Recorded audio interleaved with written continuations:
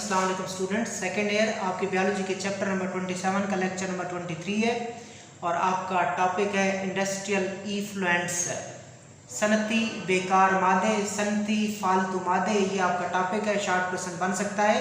Industrial इफ्लुएंस, कारखानों के बेकार मादे। The chemical waste from industry comprises substances called effluent, कि सनतों का जो केमिकल वेस्ट होता है वो सब्सटेंसेस पर मुश्तमिल होता है और उन सब्सटेंसेस को इफ्लुएंट कहते हैं। तो ये डेफिनेशन हो गई है इंडस्ट्रियल इफ्लुएंस की, कि the chemical waste from industry comprises substances called effluents, कि इंडस्ट्री का जो केमिकल वेस्ट होता है वो सब्सटेंसेस पर मुश्तमिल होता है, उनको हम इफ्लुएंट्स कहते हैं। Factories sometime turn waterways into open sewer by dumping oil, toxic chemical and other harmful liquid called effluent into them. They kill the microorganism. ये मैं आपको बाद में बताता हूँ, पहले आप इसको समझें। तो डेफिनेशन आपने कर ली कि chemical waste from industry comprises substances called effluent. अब आगे थोड़ा सा समझना है बच्चों आपने। Factories sometimes turn waterways into open sewer by dumping oil, toxic chemical and other harmful liquid which are also called effluent into them. ये suppose बच्चों फैक्ट्री है, ये क्या है? फैक्ट्रीज हैं। और फैक्ट्रीज जो होती हैं ये फैक्ट्री के साथ कोई वाटरवे चल रहा है। लाइक फैक्ट्री के करीब कोई दरिया बह रहा है, कोई नदी बह रही है, कोई झील है, ठीक है, इसको कहते हैं वाटरवेज। अब क्या करेगी फैक्ट्री इन वाटरवे को किस में कन्वर्ट कर देगी? ओपन सीवर्स में, यानी कि पानी गंदा हो जाएगा। पानी क्या कर देगी? उसका पानी गंदा कर देगी। So factories turn waterways into open sewer. ये फैक्ट्री पानी के लाइक दरिया जा रहा है, झील जा रही है, नदी जा रही है, उसको वाटरवे कहते हैं। उसको फैक्ट्रीज गंदी चीज़ें फैक्ट्री उसमें डाल के, फैक्ट्री इफ्लुएंट उसमें डाल के उसको किस में कन्वर्ट कर देगी? ओपन सीवर्स में कन्वर्ट कर देगी। कैसे करेगी? बाय डंपिंग ऑयल, उसमें ऑयल डंप करके, या टॉक्सिक केमिकल उसमें ऐड करके, या दूसरे हार्मफुल लिक्विड, इन सबको इफ्लुएंट कहते हैं। ये सारी चीज़ें उसमें ऐड करके उसको किस में कन्वर्ट कर देगी? उस वाटरवे को, पानी के ज़खीरे को, पानी के रास्ते को ओपन सीवर में कन्वर्ट कर देगी। आगे इंपॉर्टेंट है दे इफ्लुएंट की बात हो रही है। Industrial effluent either kill the microorganism that pollute the water or inhibit their growth. अब ये भी बच्चों थोड़ा सा यहाँ पे गलत लिखा हुआ है। दे बुक में गलत लिखा हुआ है, इसको सही कर लीजिएगा। दे का मतलब है industrial effluent either kill the microorganism that purify the water or inhibit their growth. ये समझ लें कि ये बच्चों पानी है, वाटर है, और अल्लाह ताला ने पानी में क्या बनाए होते हैं? माइक्रो ऑर्गेनिज्म बनाए होते हैं। पानी के अंदर माइक्रो ऑर्गेनिज्म होते हैं, और जो माइक्रो ऑर्गेनिज्म है वो पानी को प्योरीफाई करते रहते हैं। पानी को क्या करते हैं? प्योरीफाई करते हैं। सो जो इंडस्ट्रियल इफ्लुएंट्स हैं, कौन से इफ्लुएंट्स? जब वो इस पानी में आ जाएंगे, एक कुदरती अमल होता है, पानी के अंदर माइक्रो ऑर्गेनिज्म होते हैं जो पानी को साफ करते रहते हैं, प्योरीफाई करते रहते हैं। इंडस्ट्रियल इफ्लुएंट जब पानी में आ जाते हैं तो ये माइक्रो ऑर्गेनिज्म मर जाते हैं। जब माइक्रो ऑर्गेनिज्म मर जाते हैं तो पानी प्योरीफाई नहीं होता, तो पानी आखिरकार क्या हो जाता है? पॉल्यूट हो जाता है, आलूदगी का शिकार हो जाता है, आलूदा हो जाता है। तो ये बात यही है कि the industrial effluent either kill the microorganism that purify the water or inhibit their growth, कि इंडस्ट्रियल इफ्लुएंट या तो माइक्रो ऑर्गेनिज्म को मार देंगे या माइक्रो ऑर्गेनिज्म की ग्रोथ को इनहिबिट कर देंगे। किन को मारेंगे? किन की ग्रोथ को इनहिबिट करेंगे? उन माइक्रो ऑर्गेनिज्म की ग्रोथ को इनहिबिट करेंगे जो पानी को क्या करते थे? साफ करते थे। जब वो माइक्रो ऑर्गेनिज्म जो पानी को साफ करते थे मर जाते हैं या उनकी ग्रोथ खत्म हो जाती है, तो पानी इवेंचुअली क्या हो जाएगा? खराब हो जाएगा। आगे चलते हैं। इंसेक्टिसाइड, हशरात को मारने वाला स्प्रे, हशरात को मारने वाले केमिकल, कीड़े मकोड़ों को, इंसेक्ट को मारने वाले केमिकल।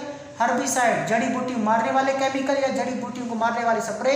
एंड फर्टिलाइजर, ऐसे केमिकल जो फसलों की ग्रोथ को बढ़ा देते हैं और हमारी पैदावार ज़्यादा करते हैं, उनको फर्टिलाइजर कहते हैं। ये टॉपिक है आपका।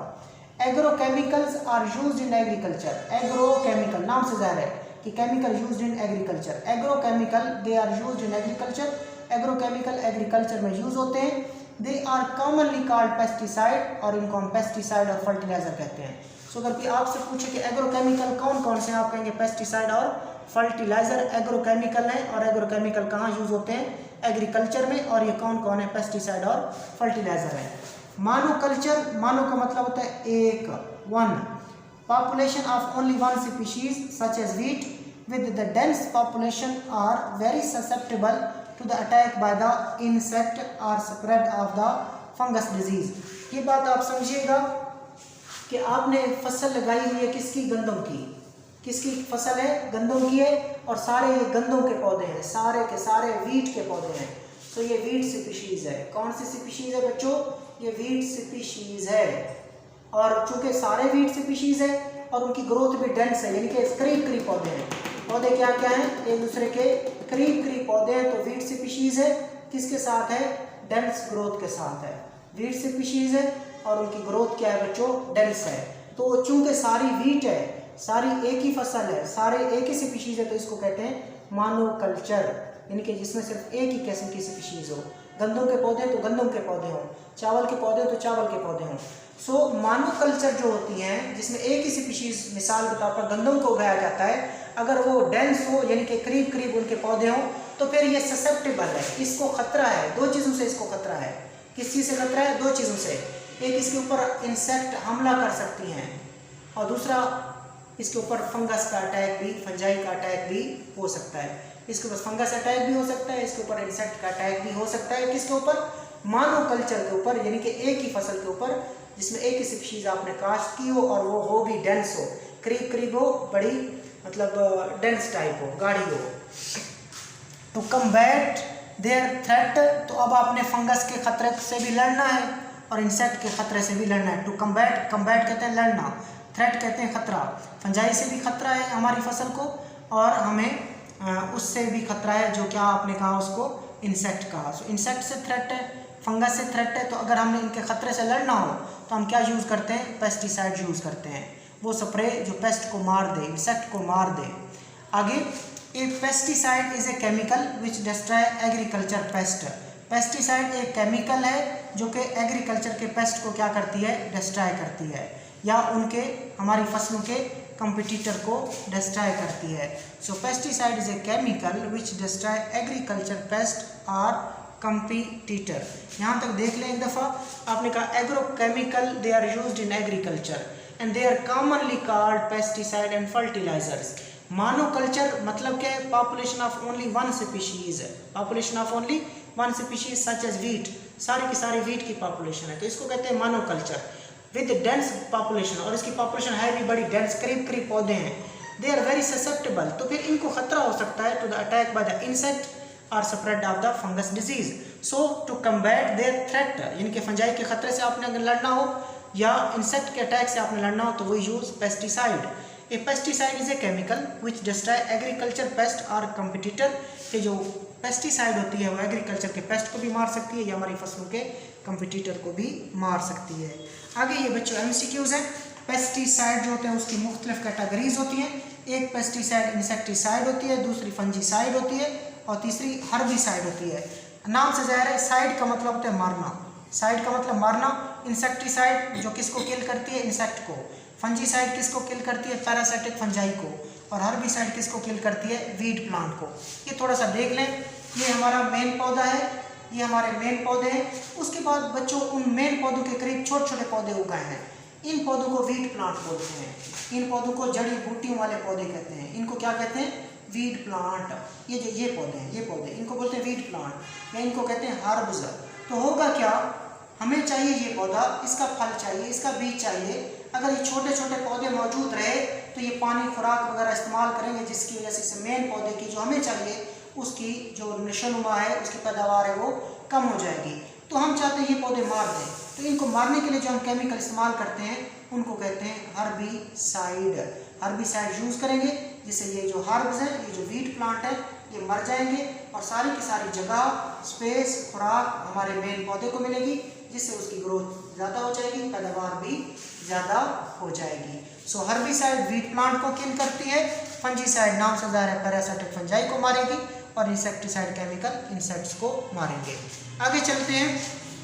लेकिन ये जो हम स्प्रे वगैरह का इस्तेमाल करते हैं बच्चों, पेस्टिसाइड, इंसेक्टिसाइड, फंजीसाइड या हर्बिसाइड का इस्तेमाल जो करते हैं ना बेटा, इससे हमारी खुराक भी थोड़ी आलूदा हो सकती है, खुराक भी जहरीली हो सकती है। तो नुकसान देख रहे हैं हम पेस्टिसाइड का। So pesticide in food, pesticide are inevitably poisonous in order to kill the pest, कि पेस्टिसाइड आर इनएविटेबली पॉइजनस, के पेस्टिसाइड जहरीले होते हैं in order to kill the pest, pest को मारने के लिए। बच्चों अगर आपने कीड़े मकोड़ों को मारना है, पेस्ट को मारना है, तो जो जहर बनाओगे वो क्या होगी, जहरीली होगी। सो पेस्टिसाइड को ना चाहते हुए भी या लाजमी क्या बनाया जाता है, जहरीला बनाया जाता है, ताकि वो किसको मार सके, पेस्ट को मार सके। पेस्टिसाइड को इनएविटेबली पॉइजनस बनाया जाता है ताकि वो पेस्ट को क्या कर सके, किल कर सके। Many items of our food, हमारी खुराक के बहुत सारे items contain small amount of residual pesticide, हमारी खुराक के जो बहुत सारे एटम्स होते हैं उसके अंदर थोड़ी बहुत पेस्टिसाइड मौजूद होते हैं। हमारी खुराक के बहुत सारे एटम उसके अंदर थोड़ी मिकदार में पेस्टिसाइड मौजूद होती हैं। Some of these are suspected for causing cancer, लेकिन कुछ जो होती है वो कैंसर, शक है कि वो कैंसर का बायस बन सकती है, एंड अदर डिसऑर्डर, और दूसरी बीमारियों का बायस भी बन सकती है। But whether they do so in the very low dose what that we ingest is not certain. याद रखिएगा, आपने क्या कहा कि पेस्टिसाइड को पेस्ट को मारने के लिए जहरीला बनाया जाता है। हमारी खुराक के जो बहुत सारे एटम्स होते हैं उनके अंदर भी थोड़ी थोड़ी मिकदार में पेस्टिसाइड मौजूद होती हैं, और उसके बाद शक है, सस्पिशन है कि जो पेस्टिसाइड होती है जो हमारी खुराक के अंदर आ जाती है वो कैंसर का बायस बन सकती है और दूसरी बीमारियों का बायस भी बन सकती है। लेकिन हमारी खुराक में ये बड़ी कम मिकदार में होती हैं। सो अब इस बात का यकीन नहीं है अभी तक क्या इतनी कम मिकदार में ये बीमारियां पैदा कर सकती हैं या नहीं कर सकती। Some scientist think the level are so low as to be negligible, कुछ साइंसदानों का ख्याल है कि इनका लेवल, पेस्टिसाइड का लेवल जो खुराक में है वो इतना कम है कि आप नेग्लिजिबल है, आप उसको इग्नोर कर सकते हो। पीलिंग एप्पल, जब आप सेब खाते हो तो उसका छिलका उतार दो, सेब का छिलका उतारने से और पोटैटोज का छिलका उतारने से remove most of the surface pesticide. तो जो सरफेस के ऊपर पेस्टिसाइड मौजूद है, पीलिंग एप्पल्स कर लो, पीलिंग पोटैटोज कर लो, इससे जो सरफेस के ऊपर पेस्टिसाइड स्प्रे केमिकल मौजूद है वो रिमूव हो जाएंगे। But there is not much you can do to reduce, लेकिन इससे अलावा आप ज़्यादा तो कुछ नहीं कर सकते, जो अंदर मौजूद है उसको तो फिर रिमूव आप नहीं कर सकते। The use and the quantity of pesticide must be approved by the ministry of agriculture. So याद रखिएगा, जब भी आपने पेस्टिसाइड यूज़ करने हो, जब भी आपने पेस्टिसाइड यूज़ करने हो और किस क्वांटिटी में यूज़ करने हो, तो आपने याद रखना है सबसे पहले अप्रूवल लेनी है। कहाँ से? मिनिस्ट्री ऑफ एग्रीकल्चर से। मिनिस्ट्री ऑफ एग्रीकल्चर से आपने क्या लेनी है, जब भी पेस्टिसाइड यूज़ और उनकी क्वांटिटी देखनी हो तो आप सबसे पहले अप्रूव करा लिया करो। आगे चलते हैं, last fertilisers. Man move chemical element and mineral into the ecosystem from concentrated natural deposits for use as inorganic fertiliser और metal sources from mineral ores. कि मैन मूव केमिकल एलिमेंट, इंसान जो है वो केमिकल एलिमेंट को move करता है, mineral को मूव करता है। इन चीज़ों को कहाँ ले जाता है इंसान? मिनरल को भी मूव करता है, केमिकल एलिमेंट्स को भी मूव करता है, और कहाँ ले जाता है उनको? इकोसिस्टम में लेके जाता है। कहाँ से लेके आ रहा है? फ्रॉम कंसंट्रेटेड नेचुरल डिपॉजिट्स, जो उनके कुदरती क्या थे, ज़खायर थे, और वहाँ से उनको क्या करता है? मूव करता है फॉर यूज़, और उनको इस्तेमाल करता है किसके तौर पर? इनऑर्गेनिक फर्टिलाइजर के तौर पर या मेटल के सोर्सेज के तौर पर। कहाँ से? फ्रॉम मिनरल और मादनियात की कानों से। Many of these chemical element leave the ecosystem by leaching और leached from the land and drain into the river. तो बहुत सारे केमिकल एलिमेंट जो इंसान यहाँ ले आता है, ये यहाँ से ज़मीन में पड़े पड़े फिर कहाँ पहुँच जाते हैं? लीच हो जाते हैं, यानी कि वहाँ पे कहाँ से चले जाते हैं? ये आखिरकार लीच होते होते ये कहाँ पहुँच जाते हैं? रिवर में पहुँच जाते हैं, दरिया में पहुँच जाते हैं। फर्टिलाइजर और केमिकल सब्सटेंसेस, अब फर्टिलाइजर होते क्या हैं? They are chemical substances used to add additional nutrient to the soil. Fertilizer ऐसे केमिकल सब्सटेंसेस होते हैं जो कि सॉइल के अंदर इजाफी न्यूट्रिएंट दाखिल करते हैं टू इंक्रीज इट्स फर्टिलिटी, ताकि उसकी जरखेज़ी बढ़े, पौधों की ग्रोथ बढ़े, पौधों की पैदावार बढ़े। ठीक हो गया। तो ये आपने फर्टिलाइज़र के बारे में देखा, उसके बाद पेस्टिसाइड इन फूड के बारे में देखा, इंसेक्टिसाइड, हेर्बिसाइड, फर्टिलाइज़र के बारे में देखा और इंडस्ट्रियल इफ्लुएंस के बारे में देखा। अल्लाह हाफ़िज़।